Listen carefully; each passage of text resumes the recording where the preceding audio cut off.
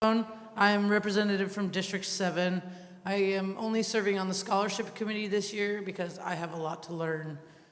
I've been on the board almost 10 months now, and I'm happy to be here. It's good to see you. All right. Golden Valley's administrative assistant, Corey Taylor, is with us tonight as well. She'll be taking the minutes. As always, Corey, thank you for being here. Thank you also to all the GVEA staff who worked to put this event together and all those who volunteered for the boost tonight for tonight's members presentation. Thanks a lot, everyone. Lots of effort goes into this.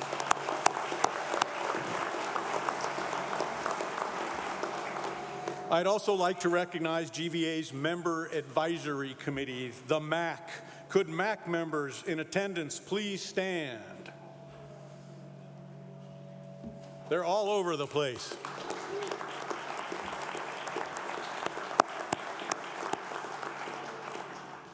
These members from GVEA's 7 districts, and their role is to meet monthly to learn about GVEA and ultimately provide valuable feedback to the board and staff.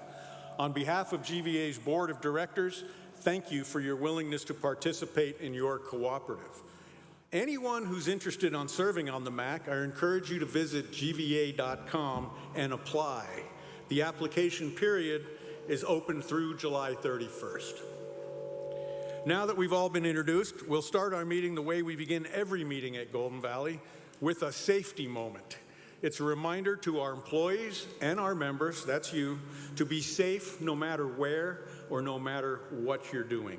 Our safety moment right now is focused on safety around power lines. Let's take a look. Living in Fairbanks means taking care of ourselves and our neighbors. That means no project too big, no weather too cold. Not much light is needed. However, when it comes to trees on power lines, attempting removal yourself puts your life at risk. Our transmission lines carry up to 100. Let's try that again. Living in Fairbanks means taking care of ourselves.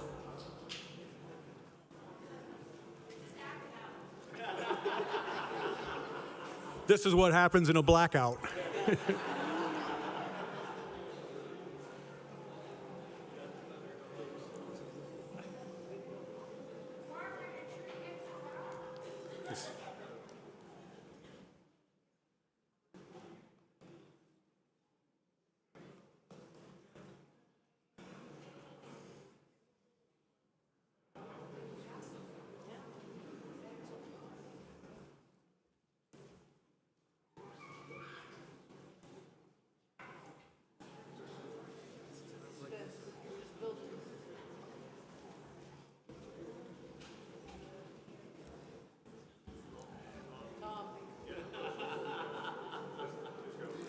All right, as you can see, or didn't see, oh, here we go.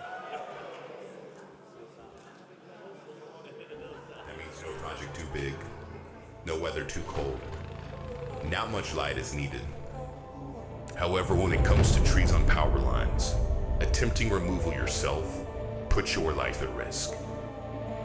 Our transmission lines carry up to 138,000 volts of electricity. When a tree falls in these lines, it can energize both the tree and the surrounding ground, instantly killing anyone who comes in contact.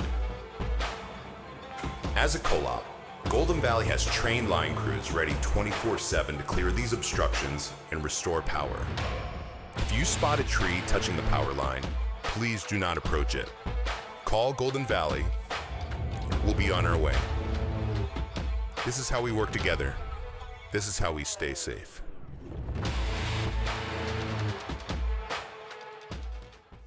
All right, as you can see, electricity is no joke. I hope you had a chance to visit with our linemen at Safety City and outside at the ARC demonstration trailer. Special thanks to the Alaska Power Association for loaning the trailer to us. I really hope that you guys got to see those really pretty incredible arcs out to ladders and various things. One of the main things I take away from these demonstrations and discussions around power lines is to never, ever assume that a line is de-energized, even if it's down on the ground. If you see a fallen power line, stay away. Call GVEA immediately. A little caution goes a long way. Now, you all know that Golden Valley is an electric cooperative. That means that we are owned and governed by our members, all 36,290 of you. Management and our democratically elected board are responsible for evaluating and making decisions that must be made for the benefit of the collective whole. We're guided by our mission to provide safe, reliable electricity to our members at fair and reasonable prices, and by the 7 cooperative principles that you see up on the screen. The purpose of tonight's meeting is to share information with our members about Golden Valley's operations and finances and how these principles are put into action, and importantly, to hear from you. This year, we're trying something new. Our CEO, Travis Millian, will do a live question and answer with the audience. We'll then proceed with our member comments to the board as we do every year. We look forward to hearing from you in just a little bit. I'd now like to turn it over to Gary Newman, our GVEA Board Secretary and Director from District 4, to provide proof of the meeting notice, report on the quorum, and discuss the 2025 Board of Director elections. Gary? Take it away. Thank you, Tom. At this time, it's really good to see everybody here. It's a new facility for us. If they're a little crowded, we'll figure it out. At this time, I'd like to report the notice of meeting and proof of mailing and publication of the 2025 annual meeting. Postcards containing the notice of the annual meeting, including the date, time, and place of the 2025 meeting, were mailed to all GVEA members of record on March 31st, 2025. We've therefore complied with the notice requirements of our bylaws.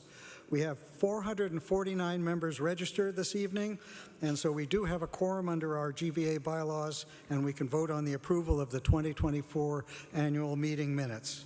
Printed copies of the minutes were made available at the door for those attending in person, and for those members attending online, we should see that a link to the meeting minutes on your screen.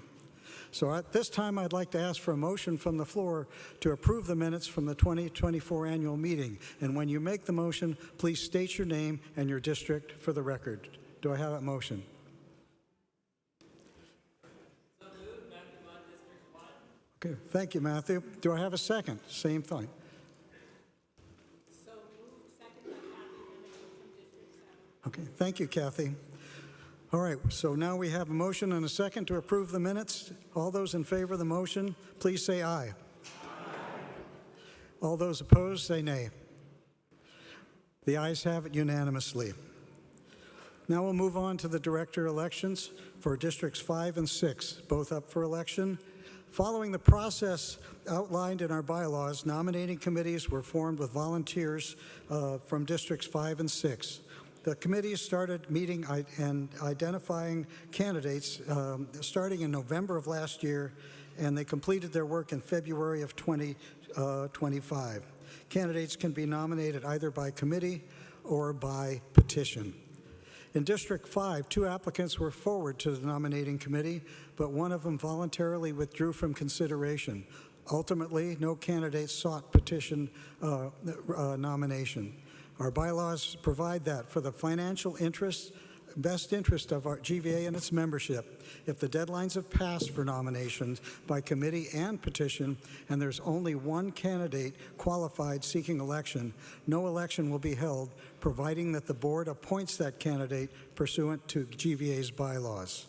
So consistent with bylaws and an effort to avoid holding a costly election where there's only one name appearing on the ballot, the board voted to approve the sole candidate, Bradley Swope, as District 5 Director. Brad's appointment will be effective June 24th, 2025, when the board is scheduled to accept the election results. For those GVEA members living in District 6, you will be electing a director this year with 2 candidates on the ballot, 1 candidate by committee and 1 by petition. Candidates for District 6 are Fred Sheen and John Sloan. I encourage you to visit the GVA website to learn more about each candidate and the election process. We also ask the candidates to record a 1-minute message to be played for the membership this evening, and we'll do that now. Hello, I'm Fred Sheen, your current District 6 board member. I've had the privilege to work and live in our beautiful state for 40 years. I've worked at Golden Valley for over half of my 30-year career as a lineman and Delta Division supervisor. I have also served on both the state and local chambers of commerce, the rural Doltana Fire Department, and other nonprofit organizations. I believe that my experience and hands-on knowledge of Golden Valley's generation, transmission, and distribution system gives me a unique advantage serving this board. My visions align with the President and Governor, who are committed to energy independence and supports the construction of an Alaskan natural gas pipeline. I understand the need for renewable energy projects and the delicate balance needed for cost-effective, reliable, and stable energy distribution. These are my visions, and if these are yours, I'm asking for your vote. Thank you. Hello, my name is John Sloan, and I've lived in Delta Junction for 43 years. I'm running for the GVEA board seat for the simple reason I feel I can represent District 6 and GVEA as a whole very well. I believe I bring to the board a level of common sense and the ability of listening carefully to what members have to say. I genuinely care about our community, and the delivery and reliability of electric service is important to the entire membership. It's also important for a business to have a sound, strategic fiscal plan, and I will work hard to help us achieve this. I'm willing to serve the board in any capacity required, and I commit to dedicating the time and energy to ensure the best outcome for the entire GVEA membership. Thank you. Thank you. If you live in District 6, you'll receive an election packet in the mail with information about the candidates, a paper ballot, and voting instructions. You may vote by mail or online, but surprisingly, not both. Voting opens on May 9th, and all votes must be received by June 10th by 5 p.m. The election results will be announced on GVA's website and social media pages the evening of June 13th and accepted by the board at the June 24th regular board meeting. So I'll offer thanks to Fred, John, and Brad for their willingness to serve, and to our members in District 4. Thank you in advance for voting. Now I'd like to turn it over to Krista Zappone, Director from District 7.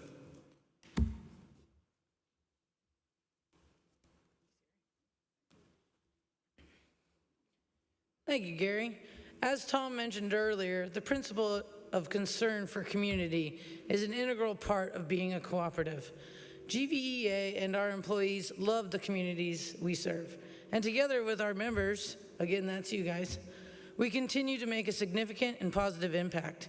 Details on employee volunteer efforts, our United Way workplace campaign, and more can be found in our annual report, which I hope you check out. Since 2002, Golden Valley has proudly supported the future of Interior Alaska through our scholarship program, awarding more than $700,000 to students with roots in our communities. Funded entirely by unclaimed capital credits, this program has no impact on membership rates. This year, we are excited to award $39,000 in scholarships to 8 outstanding individuals who share strong connections to the interior.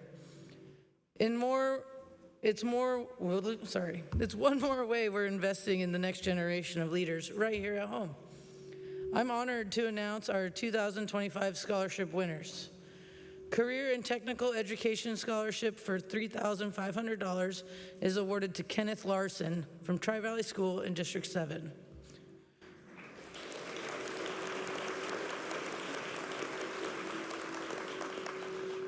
There are 3 continuing education scholarships for $3,000 awarded to Ava Wilkins at Texas A&M University in District 1.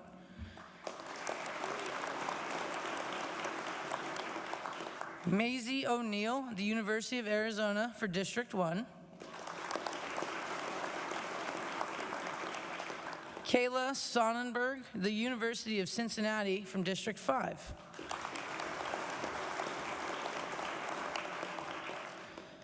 We have 3 academic scholarships for $3,500 awarded to Danica Ham from Tri-Valley School, District 7. Danica is heading to the University of Washington. We have another scholarship for Wesley Holbert from North Star College in District 1.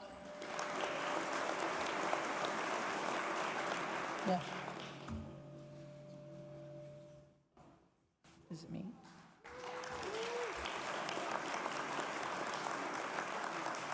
Wesley is heading to Chapman University. Isabella Guy, North Star College in District 1. Oh, she's right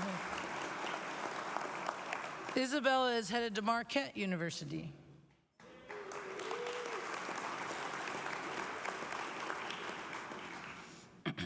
And our $16,000 academic degree scholarship is awarded to Bailey Greiga from North Pole High School.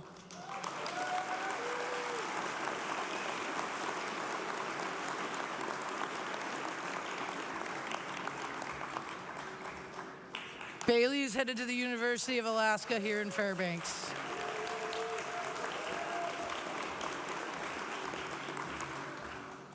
Congratulations to these exceptional local students. Let's give them one more big round of applause.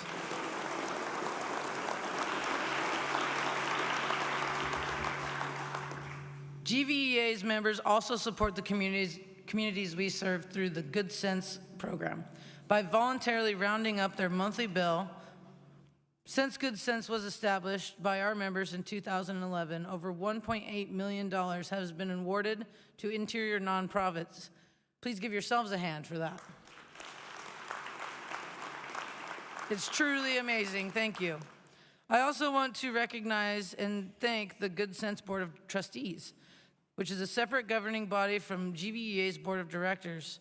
The trustees on the Good Sense Board all volunteer their time meeting quarterly to review the applications and award grants to local nonprofits.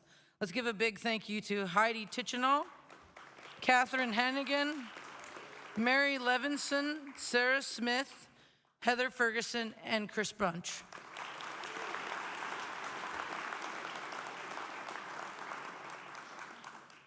Thank those members for their willingness to serve, and thank you to our members who choose to round up each month.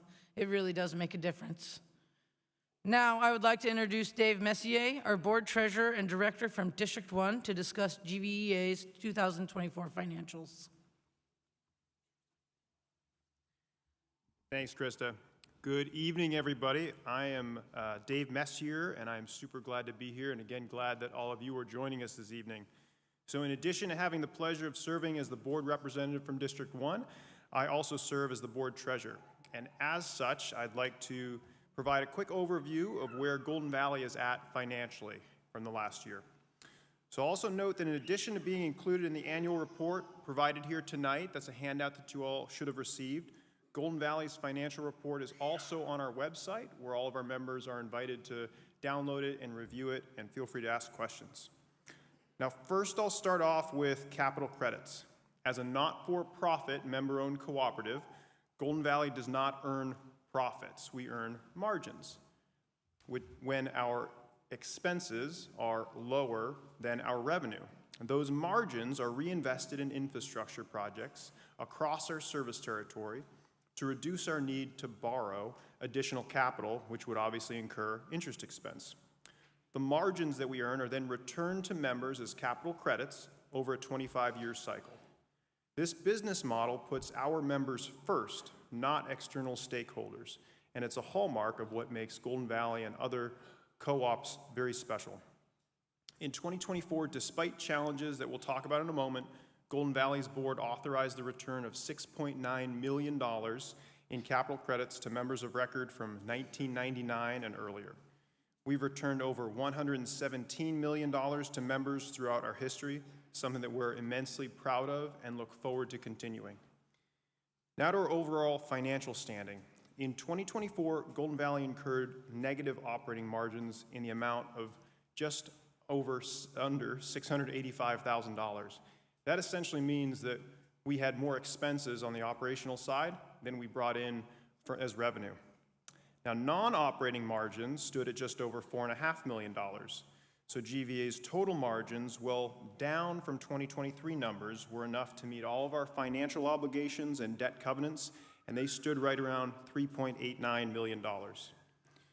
Despite this, Golden Valley's equity ratio, calculated by dividing the total equity by total assets, stood at approximately 36.6%. And that's a strong position that exceeds many generation, transmission, or GT&D cooperatives. Equity is one of the most important indicators of financial strength and long-term stability for our co-op. Financially, you can see that it was a challenging year. As you all know, we continue to struggle with high rates, and the unfortunate reality is that just like other services around town and in your everyday lives, it's costing Golden Valley more to provide service to our members. As costs for material, labor, and equipment increase, Golden Valley's rates also must increase to cover these costs. As a result, effective June 1st, the utility charge will be increasing by less than a penny per kilowatt hour. This portion of members' bills pays for the maintenance and operation of GVEA's facilities, including our power plants, substations, and power lines. Now, ultimately, this increase is necessary to cover today's expenses to maintain reliability and ensure a safe level of operating margins to meet our financial covenants and repay our debts. Another way to look at it as an increase is to ask yourself, well, what's at stake, right? What happens if we choose to do nothing, to not raise rates? Well, if we were to keep rates static, Golden Valley would have to choose between option one. We could allow our reliability to take a dive by doing things like deferring maintenance, which would result in less reliable power. Or option two, we could take loans from outside institutions, which would ultimately have to pay back, and not just the capital, but also the interest. So keeping current rates static could result in a number of scenarios, but the outcome of many of those scenarios would eventually result in higher long-term costs for members down the road. So while no one wants to see a rate increase, especially not the board, it is the most prudent decision to make. One of the most important responsibilities we have as your electric co-op is to ensure that our rates are fair, transparent, and based on the true cost of providing safe and reliable power. And I want to take a few minutes to talk about something that's going to impact all of us in the coming years, and that's an upcoming rate case that we're filing with the Regulatory Commission of Alaska. So what's a rate case? A rate case is a formal process that Golden Valley goes through every so many years. I believe the last one we did was in 2016. And we are allowed to review and adjust the rates that we charge for electricity, and that's overseen by the Regulatory Commission of Alaska. So this includes a review and options to adjust both the fixed customer charge and the utility and demand charges. In addition, we get to consider different rate designs for members. The process ensures that the rates we set reflect the actual cost of maintaining and operating our electric system, including generation, transmission, distribution, maintenance, and customer member service, and that those rates are fairly allocated across each rate class to ensure that everyone is paying their fair share for the cost it takes to serve them as a member. It's been several years since our last rate case, as I said, and it's time to ensure that our current rates still reflect the cost of doing business in today's environment. As you're all aware, the electric industry has also changed a lot since the last rate case. And this rate case provides Golden Valley the opportunity to look at additional rate design options for our members and incorporate them when and where they make sense. So right now we're in the data gathering phase. It's a fairly technical and detailed process, but at a high level, here's what we're doing. First, we're conducting a cost of service study to understand how much it really costs us to serve different rate classes of members, from residential up to industrial, which some of our industrial loads, as you guys know, would be Pogo, Fort Knox, the larger consumers. We're also running depreciation studies to evaluate the lifespan and value of all of our equipment and infrastructure. And finally, and very exciting for all of us, we have the ability with this rate case to use AMI data, which is all of the data that the meters on your homes and businesses collect to get accurate insight into system usage pattern and member consumption. Now, all this work is necessary to ensure that any rate changes we institute are based on the most accurate, up-to-date information that we have.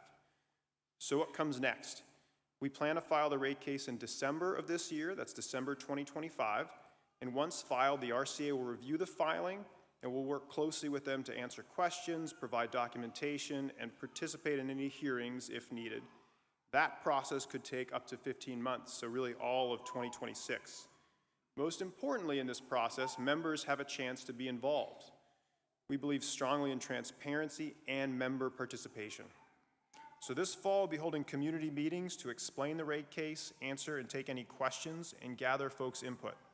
We'll also continue to provide updates at our monthly board meetings, which as always are open to the public, both online and in person, and we would always encourage members to attend those meetings. Finally, we'll share key updates through our website, social media, and Rural Light for those of you who opted in to continue your subscription, and as more information becomes available. So with that, I will turn it back over to our board chair, Mr. Tom DeLong. Thank you all for your time.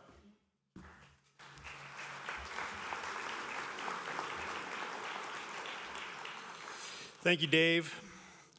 The rate case is about fairness, accountability, and building a stronger cooperative for the future. No one likes to talk about rates going up, but it's important that any adjustments are based on sound data, a clear understanding of our system costs.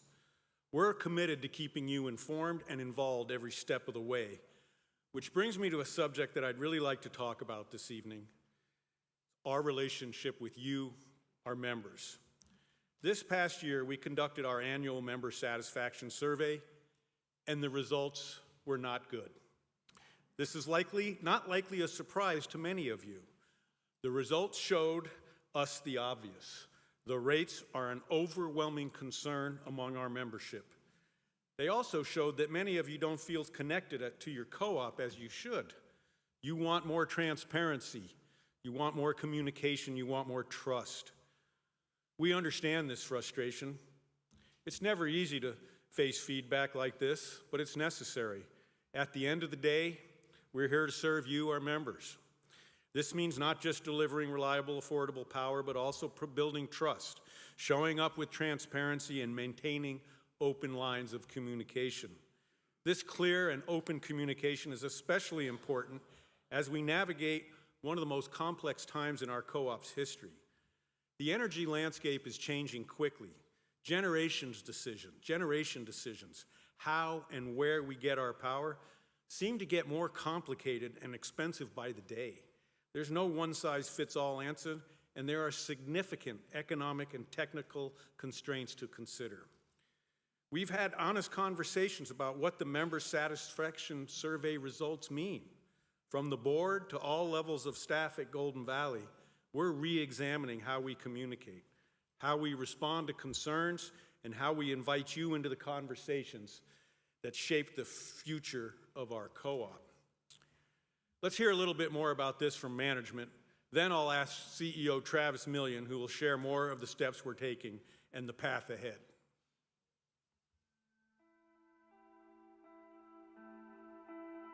Golden Valley's reputation right now is not positive. And a lot of that has to do with costs, of course, our rates. But from what I'm seeing and hearing, a lot of frustration in the commentary is on decisions that have been made or the perceived direction that GVEA is going in or maybe is not going in. You know, we serve 36,000 members. That's with nearly 50,000 meters. We serve the entire interior of Alaska. So we're ultimately impacting over 100,000 people. With that many people, you can imagine that there are a lot of diverse values and opinions and perspectives, and that can sometimes be difficult to navigate. There's a lot of pressure to move quickly, and we do hear from members. For instance, increasing the percentage of our generation to renewable resources.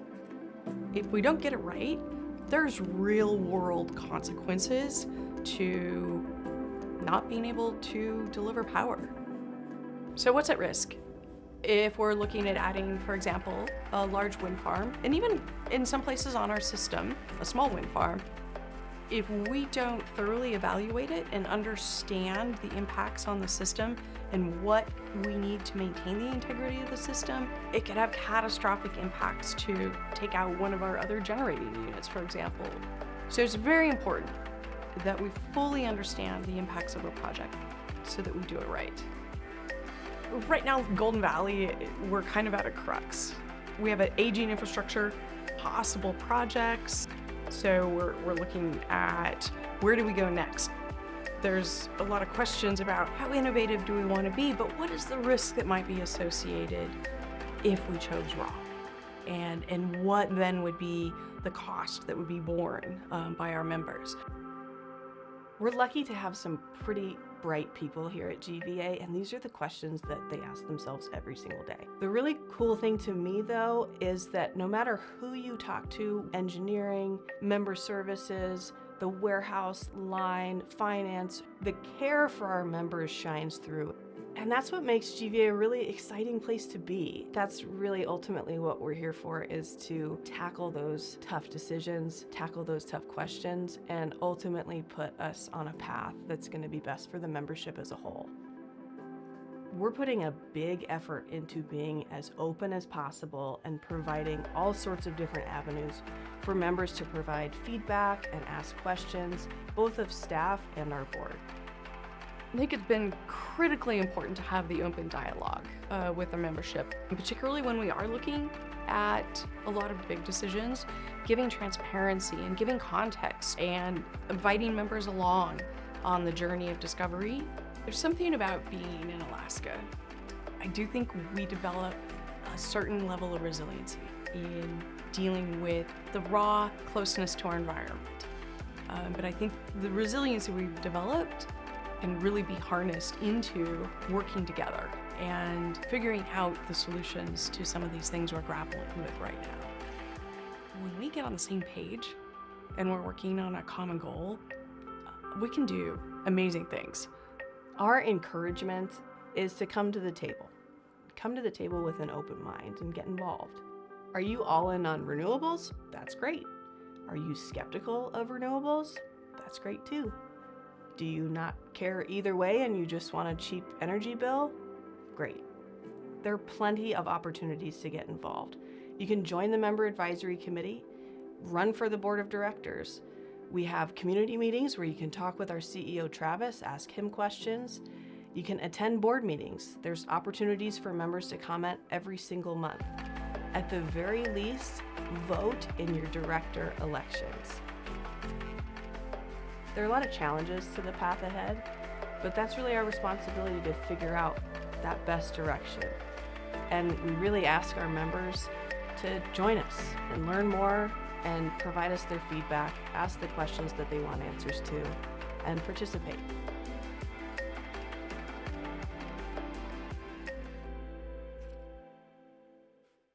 All right, Travis Millian, CEO for Golden Valley. All right. Well, thank you very much. So exciting to see so many people here tonight. Great turnout. Do want to, before I get into this, thank the staff from Golden Valley that was here, allowing all this to happen, getting everything set up, manning the booths, and just making sure that everything ran as smooth as it could tonight. So I just want to thank the team for that. Again, Travis Millian. I am the president and CEO for Golden Valley Electric. I've got the privilege and honor to serve in this capacity since June of last year. You've heard a lot of great reports tonight, a lot of things kind of looking back in 2024 and where we were at. And what I want to spend the time on tonight is really looking forward into the future, the direction we're going and how we're working to get there. Starting in November of 2024, the board of directors and staff spent time starting the process to develop a strategic plan. And this is not a specific generation plan. This is not a specific plan for any one thing, but it's a plan for the entire organization and for the co-op. And through that plan process, we ended up coming up with 6 different strategic goals that we're working on to go forward. This plan, because it is all-encompassing for the entire organization, we're going to revisit this within 3 years and go through this entire process again.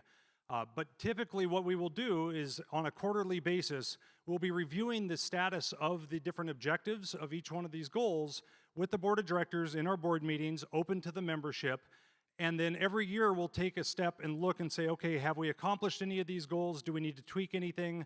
But small modifications, just very small course corrections as opposed to an entire strategic plan update. But again, we'll be doing that within the next 3 years. In 2028, we will revisit the entire strategic plan again and make any adjustments based on goals we accomplished and things that we are having as a higher priority going forward. So I'm going to spend a little bit of time, but in your, when you came in tonight, we had a member's report or an annual report. In that annual report has all the details broke down of each one of the strategic goals and objectives that were decided and approved by the board last Tuesday at our regular board meeting that we're going to execute going forward. So I'm not going to read every goal and objective, but I'm going to highlight a couple of them as we go about. So the very first goal, and as you heard Tom say tonight when we started off, safety is of utmost importance. So this became our #1 goal that we wanted to focus on in everything we do at Golden Valley. So instilling a culture of safety. We didn't want to necessarily just focus on the numbers, but really how do we develop a safety culture within the organization? And with that is a couple things that we wanted to work on, is recognizing positive safety changes that we're doing within our plants and out on our offices to make sure that we're highlighting those positive things as well as correcting those things that are not as positive. The other one, which I'm going to spend a little bit more time on later tonight, is the reduce the existing and future hazards that are right-of-ways. You're going to hear a video later tonight that talks more about this, but this is a critical thing that is a very big hazard for our crews that are out in the field. The next goal that we set up is increasing financial health. You heard from Director Messier tonight talking about our study. The very first objective under this is looking at our rates and trying to design a rate that collects the right amount of money to keep us afloat, to allow us to do the operation and maintenance that we need to in order to get the reliability up for you, our members. Also part of this is looking at our construction work plan. We look out for multiple years, 5 to 10 years out, deciding what projects we need to invest into in order to keep our reliability high and to keep our plants running well, and looking at different things like transformers and poles and wires, and making sure that our capital projects are aligning well with our capital capacity, and so making sure that there's a balance within that. The next goal we looked at,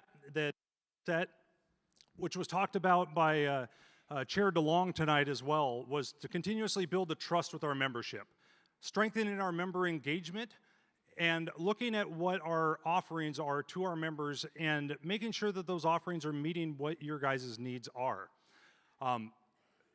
In fact, looking at the member programs that we have today and making sure that they're still relevant. If a program was set up 20 years ago, you know, the need for that program may be different today than what it was 20 years ago. As you've heard a lot tonight as well is our member perception. Making sure that we are being transparent and building that trust back with you, our members, is the utmost priority. Next one, please. Obviously, reliable service is incredibly important, but we want to make sure that our rates can be looked at to be either lowered or at least stable over the long term. So making the decisions that we can going forward in the future to ensure that we're looking at ways to reduce or stabilize rates into the future. Part of that, which I'm going to touch on a little bit later tonight as well, is our strategic generation plan, which you've heard about a couple times tonight in the video. But how we're taking that strategic generation plan and adjusting that and continuously working forward with that. And then, as you've heard before too, is looking at our asset management plan and a few things like that to ensure that we are maintaining our equipment properly, that we know how old our infrastructure is, and when we need to start planning to replace that. Effective and secure IT, this one's not super exciting for most people, but we've got a number of physical and cybersecurity standards that are going to be coming down the line here really soon from a statewide perspective. So we want to make sure that we have a plan in place and properly set up so that we are prepared for that and we're investing into our IT. And last but not least, but this one is extremely important to me, is we want Golden Valley to be the employer of choice in our communities. We want people to come to work for Golden Valley. And it's not about high wages and great benefits. Really, it's about the culture of the organization. And so really, a couple of the objectives we're looking for is attracting and retaining qualified employees. And like I said, that really comes down to the culture of the organization more than anything else. So we do want to make sure that we have a good work-life balance and that we have career development to allow folks coming in to advance in their career, to move up into management roles or into higher levels within their position and to be able to move up.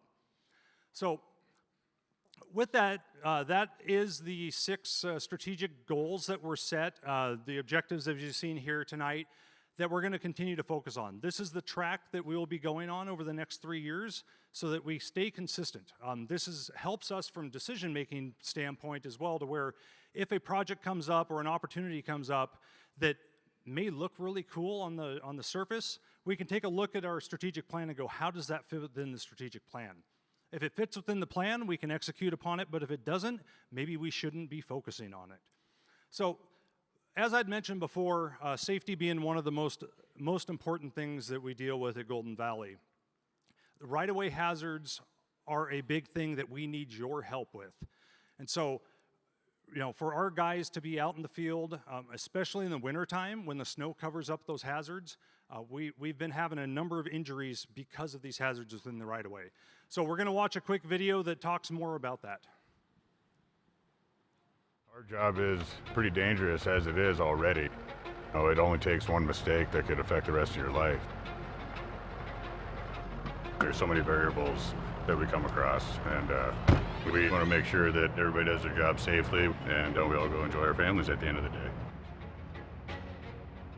A lot of times right-of-way access is super cleared out, but there's a lot of places that we come to where it's a big hazard. Ow. Oh, that's what we're talking about right there. Stuff in the right-of-way that you can't see.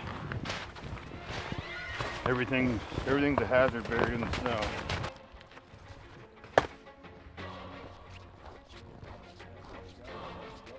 That's where we need to get equipment to, and we have zero access. Whether it's a wire burning down or us trying to restore power, it can add a few hours onto just one simple task that could have been done very quickly and efficiently. And it affects everybody on that line just because one chunk of that right-of-way isn't cleared out. Personally, I've had a snow machine stop dead in its tracks and I flipped right over the handlebars. That was just because something unseen underneath the snow. But it's something we run into quite a bit. So clearing the right-of-way is a big deal. For our safety, power restoration, every time that we can get access to our lines and get the power back on sooner, it's better for everybody.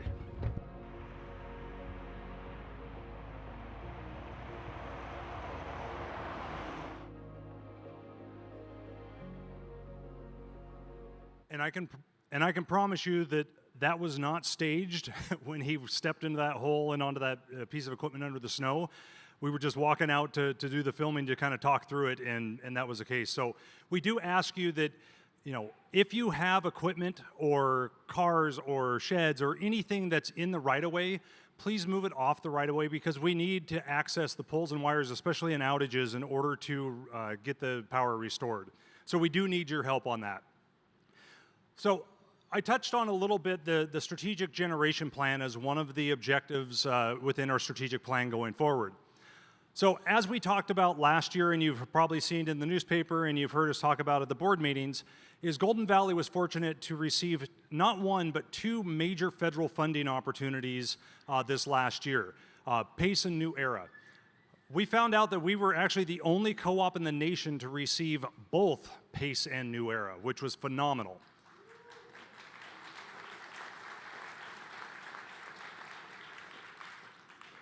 But as you know, when the presidential election was finalized and the new administration came in, there was a freeze on all federal government programs for grants and things like that. Our 2 programs were both affected by that freeze. It was put on a 90-day hold to be evaluated.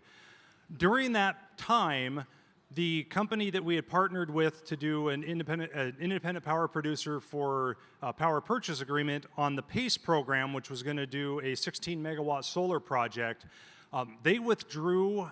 Their financial backer backed out, and they had to withdraw our project and a couple others within the state of Alaska. So we lost the opportunity for that partnership. We did find out when we got the notice to go ahead and potentially modify our applications, that we went through and looked at other PACE applications that were presented, and a lot of them also had just a battery-only component. So just last week as well, the board approved us to modify our PACE application to remove the PPA because we couldn't find another partner in the amount of time we would have to, and we're moving forward with looking at a battery replacement component only. This is beneficial for Golden Valley because right now with our Eva Creek project, we're having to regulate that wind project with our diesel and fossil fuel generation units. So the battery would help with that, also help with some outage restoration and things of that nature. The really neat thing, as you can see in this bullet, is we were awarded the maximum amount of $100 million. Of that, 60% of it is forgiven. So essentially then your $100 million project turns into $40 million. Well, on top of that is there's tax credits that go into it as well that will reduce that cost even more. So we're looking at some major savings for this type of investment that we would be doing anyhow, but being able to partner up and utilize these grant programs through the federal government were really beneficial. On the New Era front, same type of thing, but it was a little bit more challenging on New Era because when we put in our revisions for the program, the revisions had to meet the intent of the original loan program, which was talking about carbon reduction. But it also had to meet the executive orders of the president, which was talking about removing of wind and some of these other components. So as we looked into this more and recognizing the fact that with the gas shortage in the Cook Inlet and to align with our strategic generation plan that was modified in February of 2024, that we can't shut down Healy 2 until such time we have lower cost, more reliable baseload generation to replace it so that we can flip that switch and have the power come on.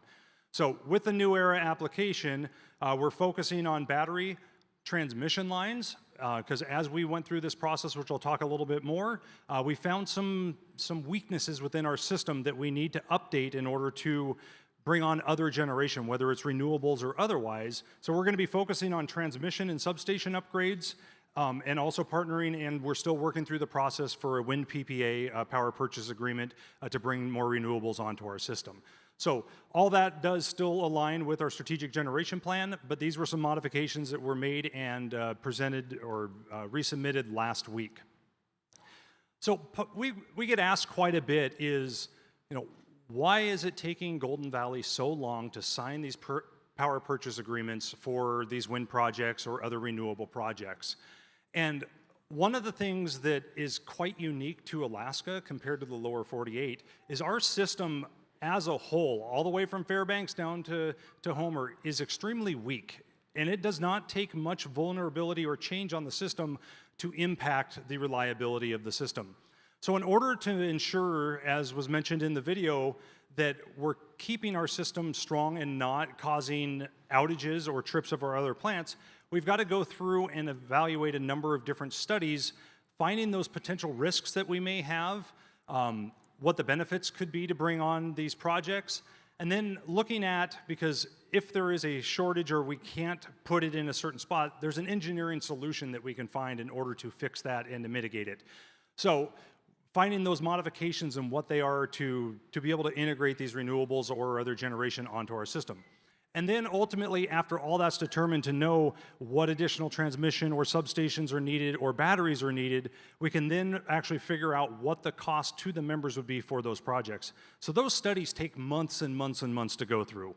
This is something that is very standard and normal down in the lower 48 as well that we're adopting here in Alaska. So, it was talked about in the video as well that, if we move too quickly, there could be some real world consequences that then we would be caught up into. So a few things that are listed on the left-hand side: that you could have line damage, you could have the wind project tripping offline because of instability on the system. You could have problems where protective relays that are made to keep the members and the system safe will not operate properly. So if we were to sign PPAs prematurely, we would get into a problem to where after the fact, we would go, oh, we now need to do these upgrades. Well, instead of it being a partnership or on the developer, that would be on all of our members. And we could get into a problem to where we recognize that we need regulation to be able to pick up when the wind shuts down or to come off when the wind picks up. And so if we move too quick, we would be on the hook for having to add that regulation, or we would have to pay the developer extra to curtail or back them off so the system stays stable. So ultimately, if we were to move too quick, our members would end up paying more money because of all these things that we didn't identify on the front end. But at the same time, the developers, they're going to get paid the same amount no matter what if you were to sign that PPA. So we just want to make sure that we're doing our due diligence, and ultimately it's the members' money, it's all of your money, so we want to spend it wisely. And so we're make sure to do our due diligence to make sure that everything is set up in the system properly before we execute on these projects. So with that, again, like I said, that's looking out into the future, and that's really where we're trying to focus on going forward, is through our strategic plan and moving forward that way.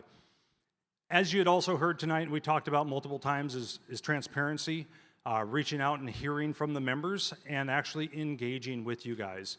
One of the things that we recognize and that we heard some feedback from last year's annual meeting is, we would have our comment period, you guys would make your comments, and then we would get back to you a couple of weeks later or something. So we wanted to try something different tonight and to allow a live Q&A session to where if you have questions, I'm going to do my best to answer them. I may not have the answers for everything, and if I don't, I will let you know and we will get the answer for you.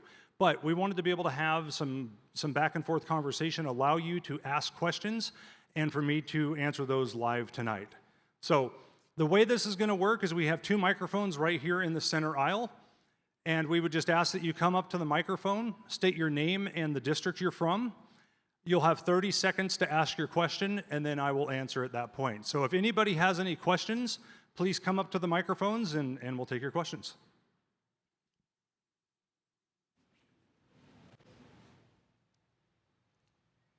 Hello, I'm Alex Kopanen from District 2.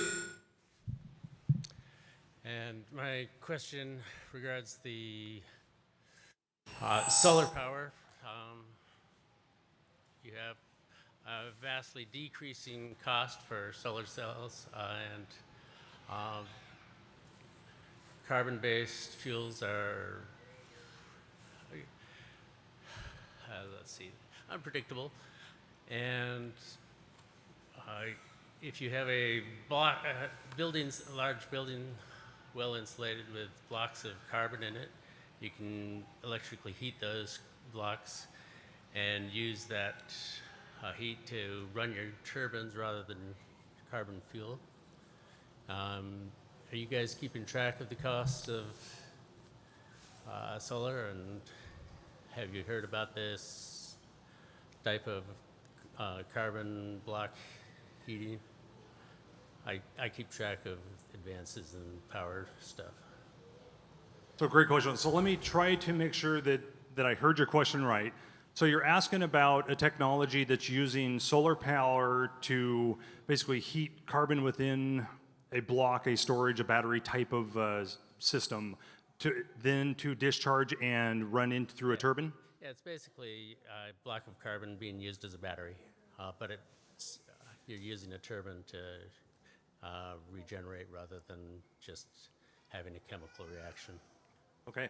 Yeah, so not totally privy on that exact technology. I know we keep our eye on a number of different technologies. Traditional solar, we're keeping a track of. Obviously, we're working on trying to find power purchase agreements with IPPs in order to develop that, mostly to take some of the risk off of us if we were to build it ourselves. But yeah, I don't know that we've looked into that exact technology. I don't know, do you know if it's at a utility grade scale yet to where they're deploying it on large scale or small? There's one largish sample plant that's operating that I know of. Well, we will look into that. I have not personally heard about that particular technology. So thanks for bringing that up. Thank you.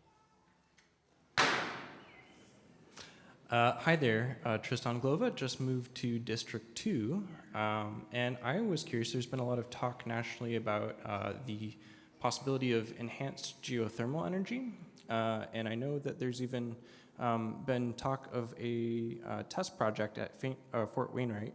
I'm wondering if GVEA is involved with that or at all exploring enhanced geothermal. All right, great question on geothermal. We are not involved with the one on the base. We are keeping our close eye on it to see how that progresses. I know as of recently, ASEP is starting to pick up and doing some more studies on geothermal within the interior as well as down in like the Copper River Basin. So we have been working with them a little bit on some of their efforts for exploration of geothermal, but at this point we haven't gone really deep into the studies of geothermal in our area, but it is definitely something that has some potential. Thank you. Great question, thank you. All right, we got another one coming up.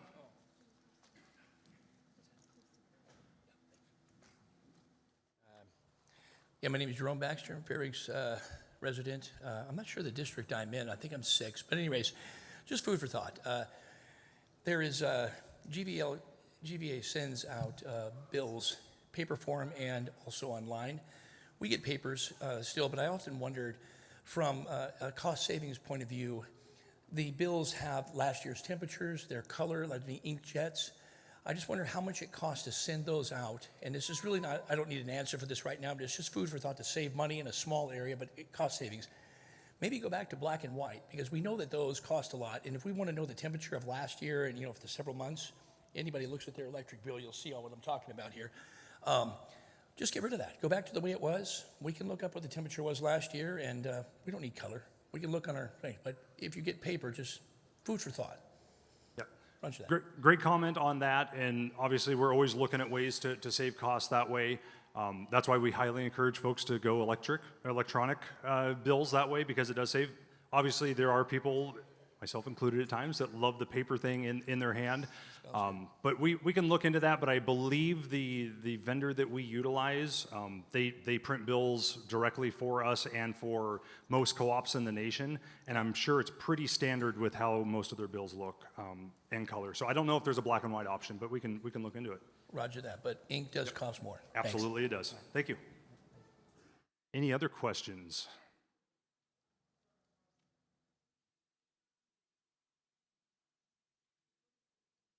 All right, we got one more standing up.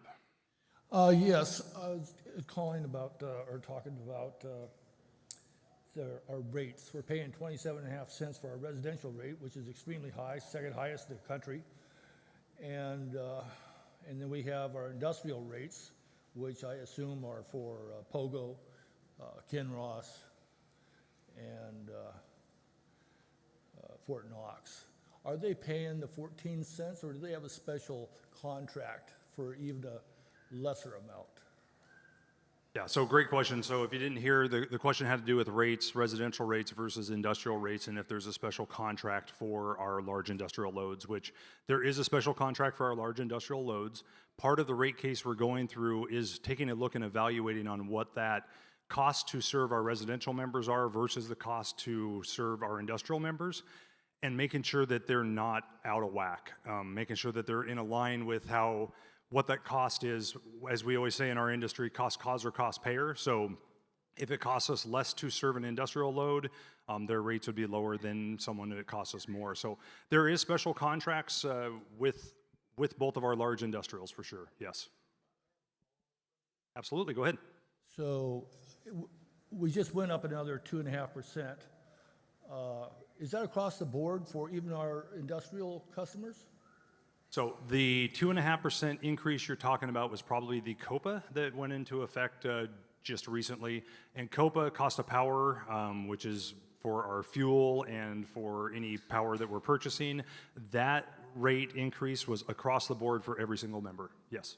Thank you.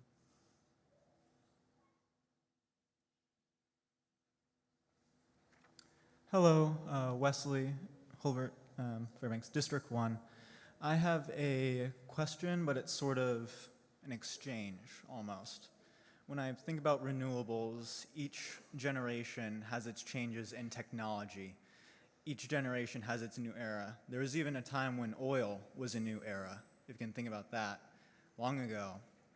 And I see it as a path towards a very vibrant future, and it's a fascinating place that one day I would love to see. I would like to ask you, think back to your childhood. What was the technology that you saw when you were my age, 17, 18, in your teens, and never expected it to change the world in such a way? Well, for me, and I'm going to age myself a little bit, is cell phones. Cell phones were just coming out as I was in that age group. And all of the changes what go to that came with it. Absolutely. Thank you. Yep, thank you.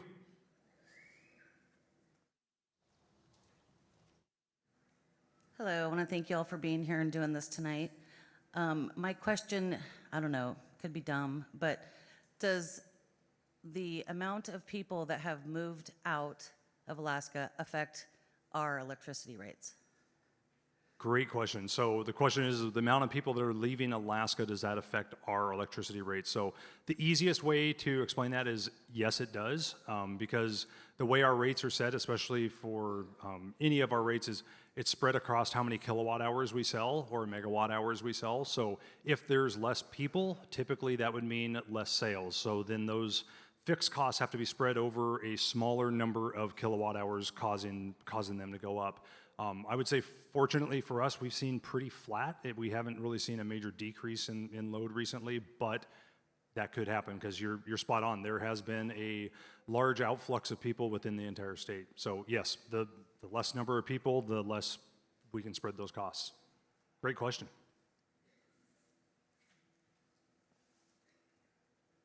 Yes, Charles Nellica, District 7. I recently was reading about a subscription solar program that GVEA was thinking of kicking off. How far along is that, and is that something that people will be able to buy into without installing solar panels on their buildings? Yeah, great question. And so that is referring to the community solar program. And we're still working through the process right now on exactly how that will roll out. What we're looking at right now was to utilize our existing solar array that we have here in town, which is about a 0.5 megawatt solar array, utilizing that so that people could subscribe to those panels without having to put them on their house, or if they lived in an apartment and couldn't put them up, allow them to subscribe into renewables. And then, so we're working through that process right now. We still need to issue that with the Regulatory Commission of Alaska to get the approval to move forward with it, but it's still a work in progress. It's probably going to be a few more months before we're ready to start kicking that off. I think it's great question. I think it's a great idea, and I hope you pursue it. Thanks.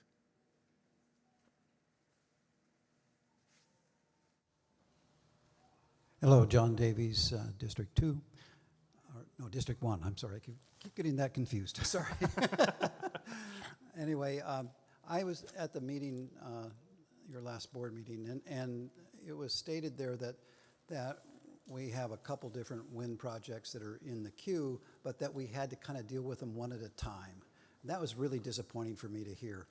I just wonder if there isn't some way we can rig the Gantt chart so that we make progress on all those evaluations simultaneously. It just seems like we're going to be a long time. And suppose you get another project, you're going to have to put them at the back of the queue where it might be something that's really helpful. So is there any way to not do these sequentially but do them simultaneously?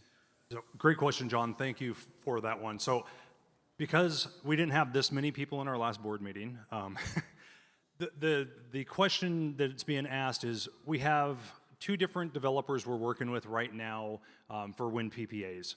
And as I was talking about the different studies that we have to go through, we had we requested from both of them simultaneously a number of data that we needed in order to run these studies.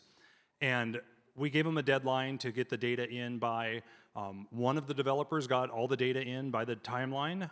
The other one was still working through trying to determine exactly what turbine they were going to use, and in such they did not have the data available. We extended the deadline a couple times, and they still didn't have the data in. And so instead of having to hold up both of the projects, we moved forward with one. We were trying to run them both simultaneously at the exact same time, but one got all the data in, so we started moving forward with that. And we're working with the second one to get all the rest of the data, so as soon as the first one is done, we can jump right into the second one. So ideally, we would love to have multiples running at the same time, but because of the timing and we didn't want to hold up one developer because the other one didn't have everything ready yet, we moved forward with one of them so far. So great question. Yeah, good evening. My name is Ben Johnson. I'm in District 2. I just had a quick question. You know, we talk a lot about adding new infrastructure, and a lot of infrastructure obviously is aging. It has to be renewed. But there's other existing infrastructure in the community, and like the UAF power plant, and whether, you know, instead of going through the process of designing and developing and working all that out with project management and all that, whether through a simple contract, whether there, if there's a possibility of affordable rates or affordable energy being able to be purchased through them. So great question, asking about if there's an opportunity to purchase power from the university power plant. And actually, we do have a contract with them, and we do purchase power from them already. So yeah, because they do have excess energy that they produce with their plant, especially in the wintertime, we do purchase power from them under a purchase power agreement. So great question, yes.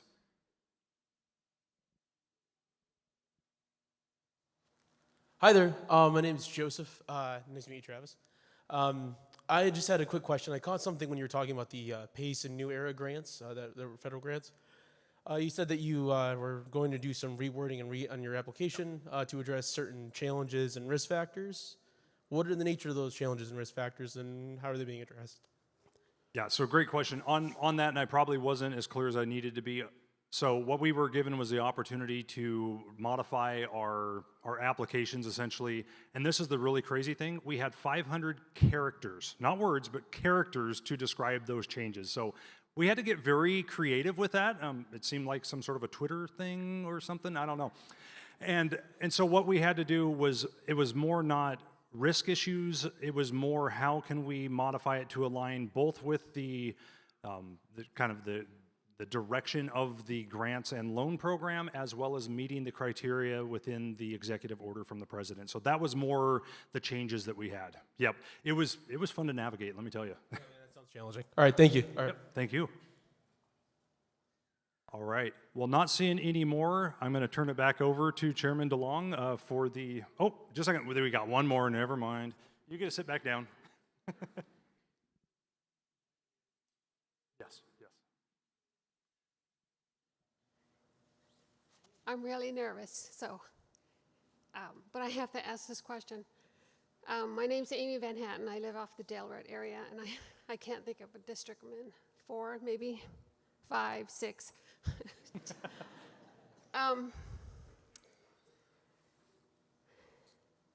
My car was, it's really a good car. It runs on gas. I had to keep it at Kendall for weeks at a time, and they offered me the electric car in February.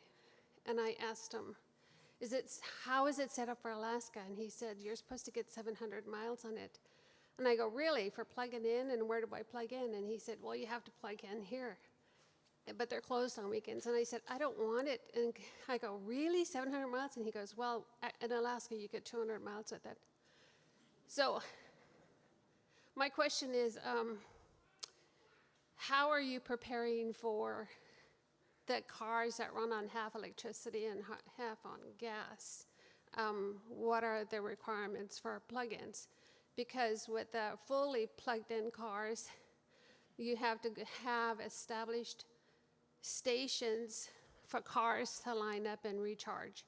Otherwise, it will cost you yourself as an individual consumer a lot of money to have that installed. So, did I say all this right? Yep, Okay. I think so. And I will probably have to defer to somebody else on this particular one. I'm not completely up to speed with exactly how the hybrid plugins are. I would assume they're very similar to a standard EV, to where you can have multiple types of charger plugins for it. It could be at your house, it could be a level 2, which is a little faster charger, or a dedicated charger station. So I'm not really sure on that one, other than, you know, there's probably ways at your house, or I know Golden Valley, we've got a charging station as well. But yeah, we've got one charging station. I know that there's been some opportunities or some grants that have been issued throughout the state to deploy more charging stations within the entire state, including Fairbanks. There was a number of them being looked at.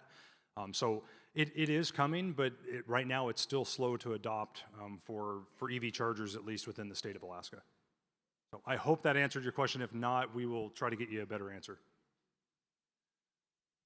Okay.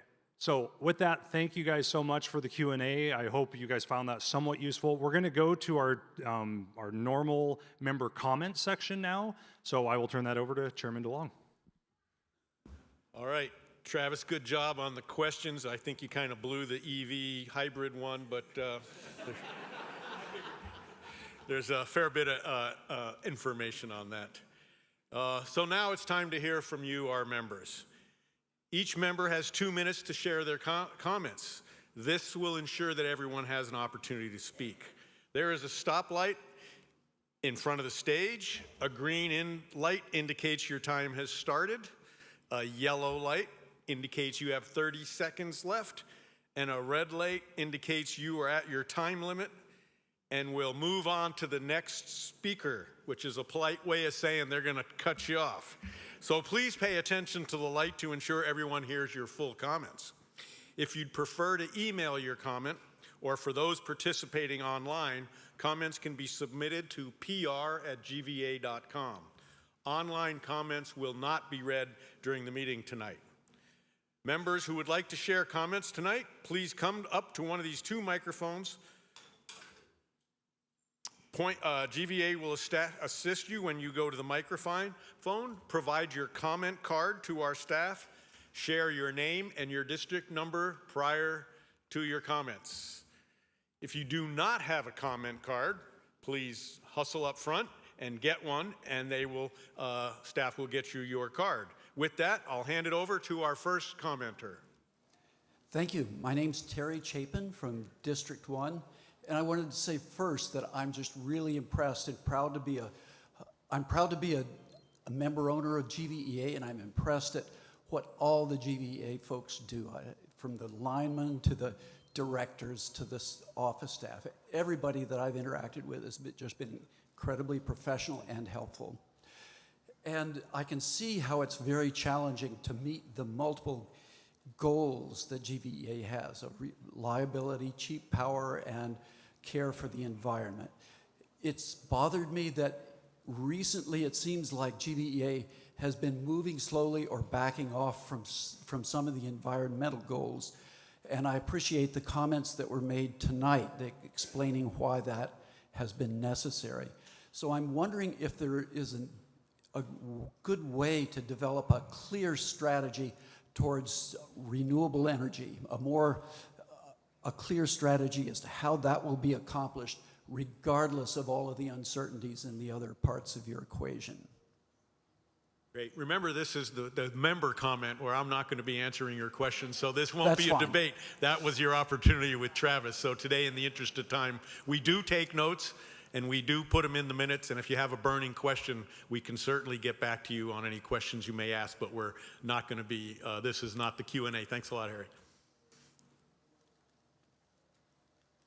Thank you, Mr. Chairman. Kathy Hennigan from District 7. Softball comment. Just wanted to say thank you to everybody at GVEA, starting with plant folks, generation, line crews, engineers, everybody who keeps our lights on, especially when you have to respond to emergencies and unexpected conditions. You guys and gals all do a great job. Thank you to all of the administrative staff that supports all of the good work. Tonight I want to especially thank everybody sitting on the stage, the board of directors. Thank you for recognizing that there's work to do in terms of relationship with our members.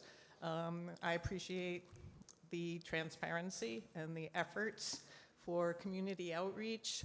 Thank you especially to Chairman Millian for the community meetings and the online meetings. I think they're really helpful, and I think that it's important to have an open ear to your members and be responsive to us, and I think you folks are all doing an improving job of that lately. Appreciate that. And lastly, a special thanks, I said already to everybody, but especially to Director Bunch, because your term of service is coming to an end here. You've done great work here on the Board of Directors and with the Good Sense Board, and it's much appreciated, and you'll be much missed. Thank you, sir.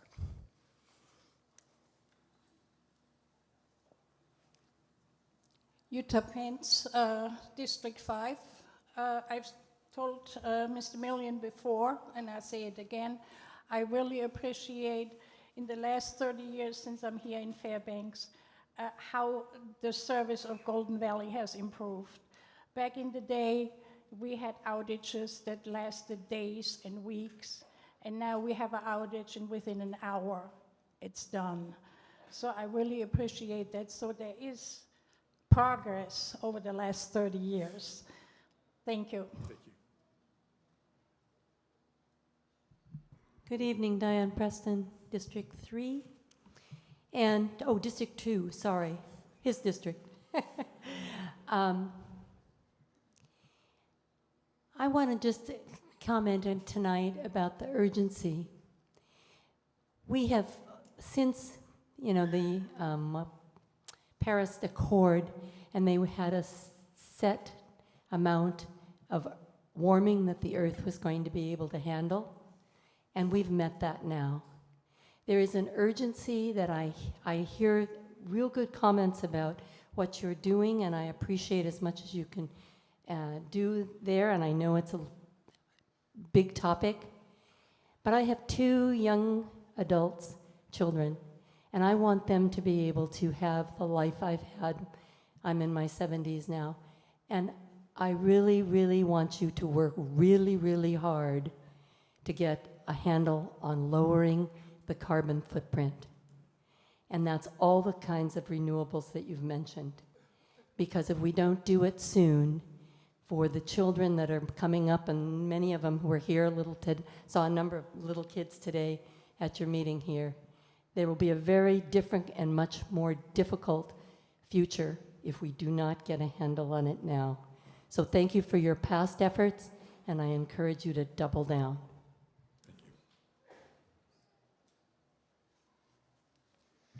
Hi, I'm Devin. I'm from District 3. And I heard a lot about people talking about solar and other renewables tonight in their meeting. And I just want to preface my comment by saying that I find the technology behind them really fascinating. I got to study them a lot in my undergrad and graduate studies in electrical engineering. But I think integrating them into our grid up here in Alaska makes 0 sense. It'll actually, I think, decrease our reliability and increase our costs. Because I think what people aren't commenting on, they're talking about the generation. Our power draw has to match our power, like what we're generating. And the times we can generate these renewables are in the summer, and the times we need them are in the winter.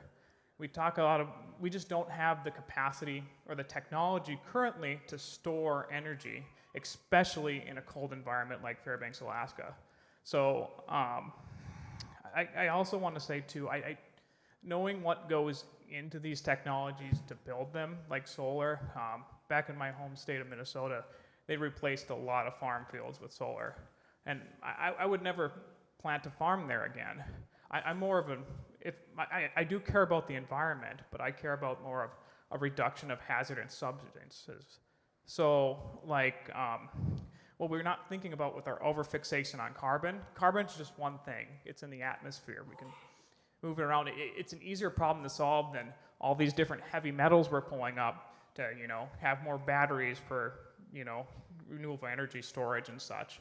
So I just want to have people just really kind of reconsider this in our cold environment. It's not that I don't want to move on to different power generations. I'm kind of a nerd. I think about that a lot. It's just the technology's not right there, and forcing it early is really going to hurt our reliability and increase our costs. Thank you.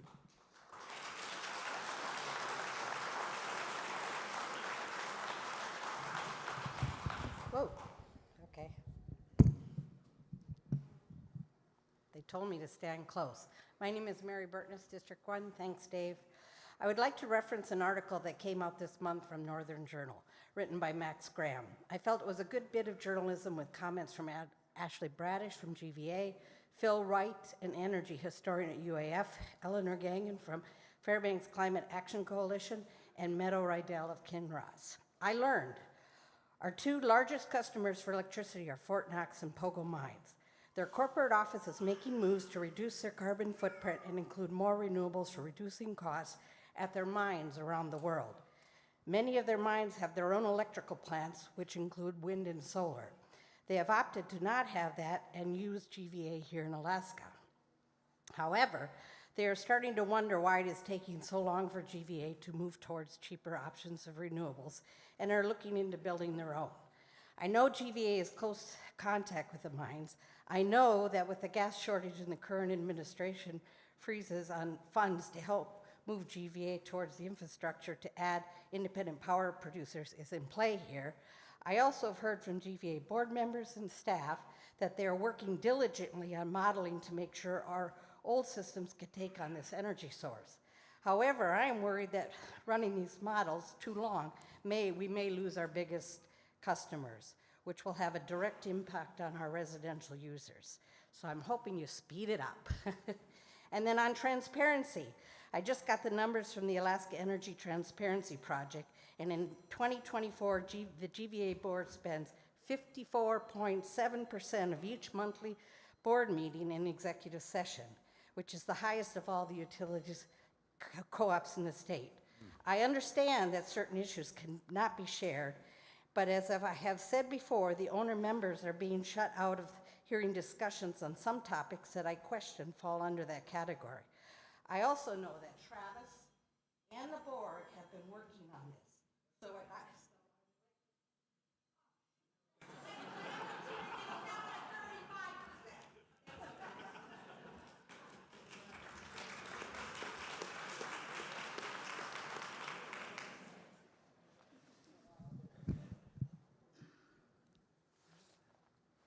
John Davies, District 1. Two things. One is I have an electric car. I have an L2 in my garage. It was paid for by the manufacturer of the car. So you can do that. And I drive around in the wintertime, 35 below, no problem. The range is less, but I only have to go to the grocery store in the wintertime, so it's not a problem. Summertime, the range is longer. We can get to Anchorage without too much problem. So are there some issues? Sure, but they're certainly soluble right now. Second thing is, the wind blows in the winter. You get more energy out of a wind farm in the winter than in the summer. So the notion that was just stated that we don't have any renewable sources in the winter is just baloney. That's just not true. Go look at the data from the Delta Wind Project over the last 10 years, and you'll see it produces a lot of power consistently and reliably in the winter. So that's right. So, and on the transparency issue, you know, I'm very frustrated that we don't move faster. But you know, and I talk to people like Dave and Tom and others and Gary, and I understand the complexities of it. And so I kind of reluctantly accept that it's complicated and there are issues. But I'm still frustrated with the speed that we're going. But I'm not unhappy with the GVA. When the power goes off and it comes back on in 30 minutes, thank you very much.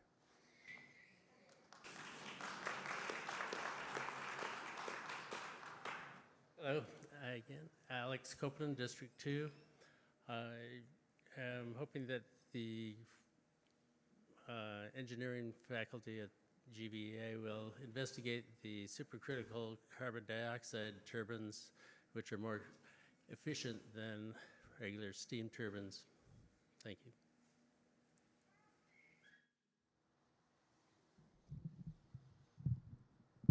Joshua Kugler, District 2. If you've followed the international news this week, 3 years ago, Spain celebrated the destruction of its last nuclear power plant. Recently, it celebrated going 100% renewable. This past week, they have had a nationwide power outage. The entire nation went dark. So I am okay with renewables, but my concern then is how much are we spending on keeping all this power generation that we still need offline and maintained while we're not using it should we have a cloudy day and no wind. And so if it can contribute to our grid, fantastic, but then if it becomes something that is just a drag because we have to have all this offline power generation, then that just raises costs for members and creates trouble for all of us all around.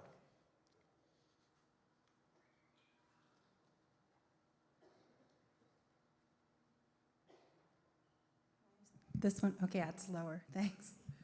Hi, I'm Liz Furman, I'm from District 2. I just want to say, first of all, I hope the board will vocally support the renewable portfolio standard and that GVEA will start taking steps on its own consistent with that proposal, HB 153. And more importantly, I'm really glad to see GVEA using federal funding to support renewable energy projects in the state. I think we need to be doing at least that much and more. We're already talking about rolling blackouts or brownouts because the energy we've had in the past isn't as reliable. Fossil fuels are not forever and are kind of slowly phasing out. And I really do encourage GVEA to do even more to start looking into or to push those projects forward. I do think it's important, like you said, to look into all the different aspects so we can integrate those projects successfully. But we definitely need to move in that direction into the future. And then lastly, I support increased transparency with the board and members. And thank you to the linemen that are going out when the rest of us are staying home at all hours of the night. Thank you.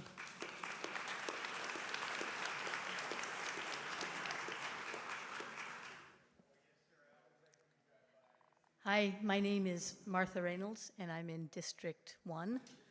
And I'm a biologist, and I have been worried about the state of our planet for many, many decades. And I don't see things getting better. In fact, what we're seeing in terms of impacts due to global warming are worse than what were predicted. They're on the rather than being the average, they're being on the worse end of predictions. So I look around and I look at my carbon footprint and I think about my life here in Fairbanks. And really one of the major ways that that could change is the way electricity is generated here in Fairbanks. And so I would love to see GVEA move as fast as possible. I see lost opportunities in the past where we did not move towards renewable energy in the past, and I'm hoping that we will be moving there quickly in the future. It's great to have one of our grants going towards a battery and towards transmission lines that will help support these projects. Certainly, if we can create extra power here in Fairbanks, we can put it down the internet, the intertie down to Homer instead of taking Homer's power up here. Thank you.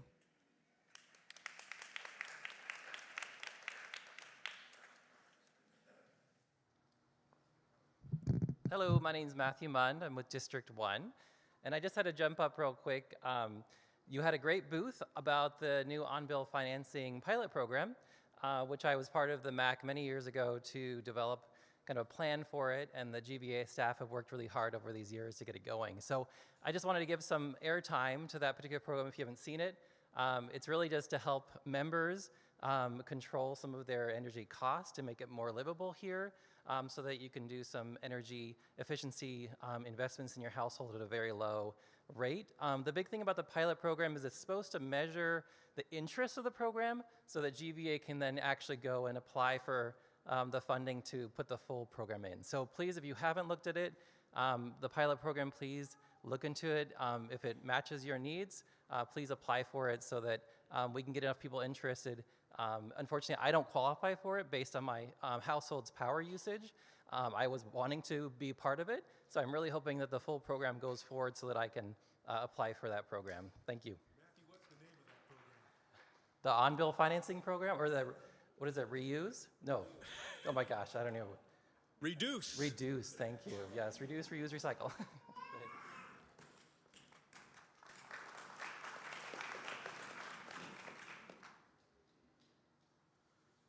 Good evening. My name is Jim Strickland, District 1. I have a comment about the way that you respond to power outages. I'm not sure who that falls on, but they might want to rethink the way. I understand when you have a major power outage like we did at the beginning of winter, they started getting people back online close to Fairbanks. But the people that are out in more remote areas are the one that the power is more critical for. We were without power for 4 days, and we got people on medical devices. And myself, I survived, and of course now that I got my backup generator repair, I think the power has been out one for 15 seconds, so, you know, Murphy's Law. But you might think about that, and also as far as power generation, we might consider some of these new micro reactors. I spent 20 years in submarines, living within, you know, about 100 feet of a nuclear reactor, operating at full power. I got more radiation one day at the beach than I did in the 20 years that I slept next to that thing. So they're safe, they can provide clean, cheap energy for us. Thank you.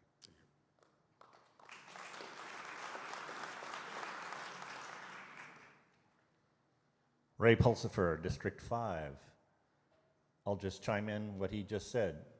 If you read the news, 3 Mile Island is reactivating. Eielson's about to get a nuclear reactor.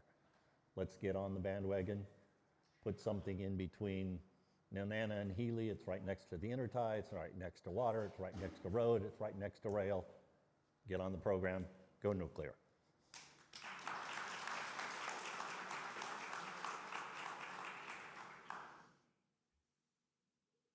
All right, all right.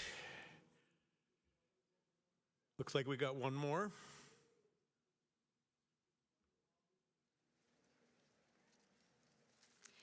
Yeah, good evening, Patrice Lee, District 4 with Gary Newman.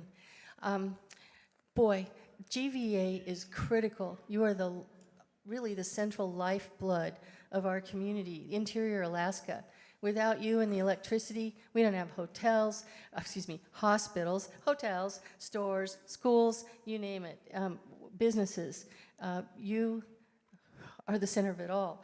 So my words this evening are directed to the board, staff, leadership, and you, my friends and neighbors. We must find a path forward.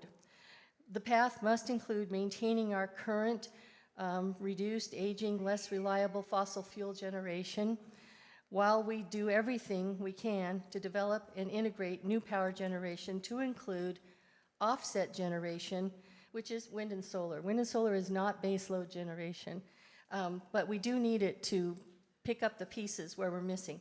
While we do everything to advance those things. Also, baseload power, there's much promised in deep 12,000 to 15,000 foot geothermal heat and power. We need to keep our air clean and the health of our community at the front of every GVEA decision. This is the ultimate safety moment.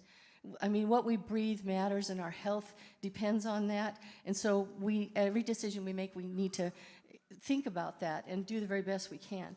Also, we must support the ability of independent power producers to implement renewable projects that reduce our air pollution, avoid expensive fuel costs, lessen our contribution to climate change, and lower our rates.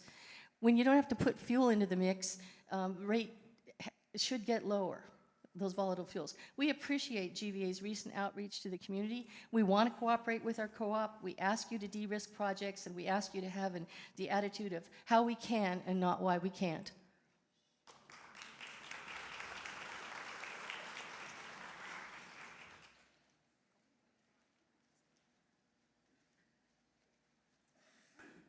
David Watts, District 1.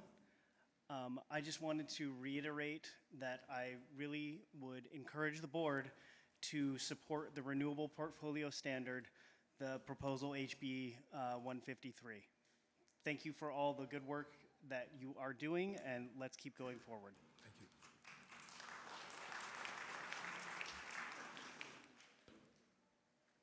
All right, all right. It looks like we are at the end of member comments. I'm not sure if my mic is working. We appreciate all your feedback and willingness to be here and participate.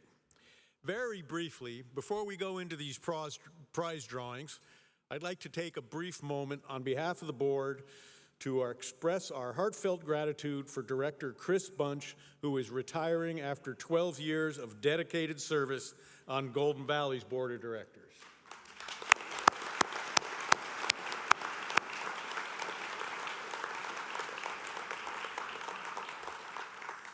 Chris, you've been a true advocate for our members and a trusted voice at the table. On behalf of the entire cooperative family, thank you for your service and your integrity, and we wish you all the best. Now, the moment that everyone has been waiting for, all members who registered for tonight's meeting, all 492 of us, including us, registered for tonight's meeting, were added to a drawing, and names were randomly selected to win one of 6 $250 electric credits to be directly applied to your account.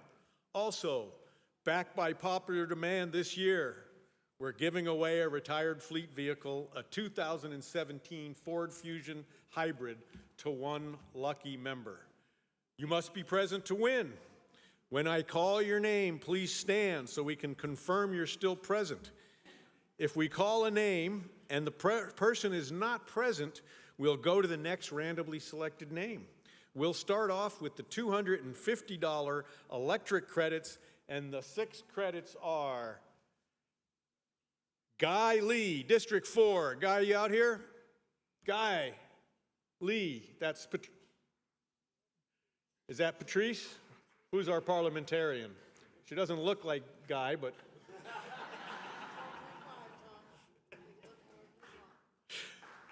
So I'm sure she's a member.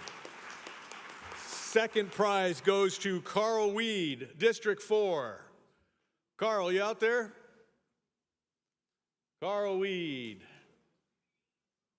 Someone get him. Going once. Going twice. Gone. Tobias Stober, District 1. Tobias, he's here.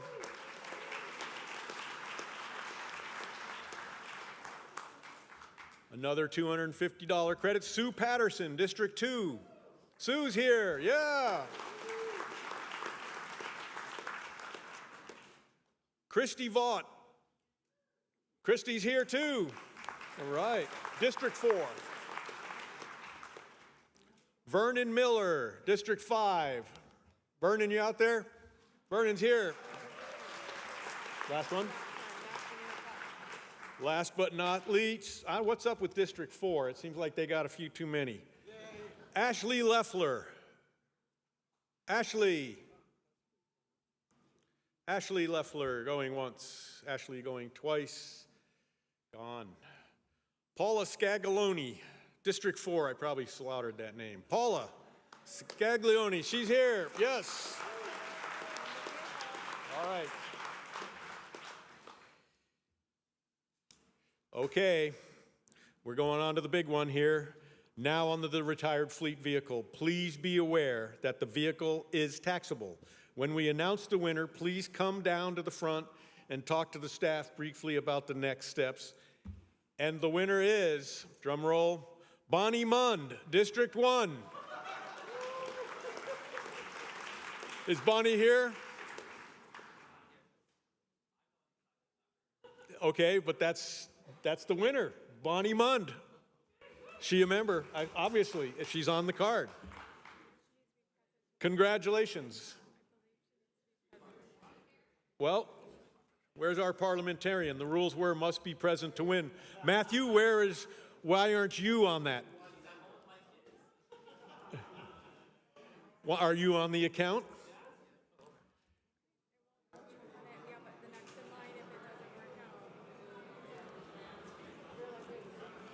Matthew, do you want the car? You got a brand new electric car. What does he say? Okay, we're good.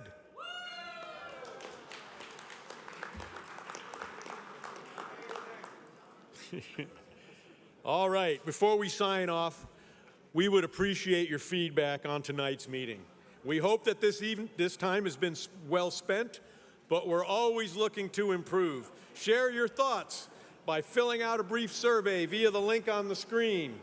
And as an added incentive, members who complete the survey within 1 week will be entered for a drawing for 10,000 Alaska Airline miles. Thank you for joining us. Good night, everyone. Yay.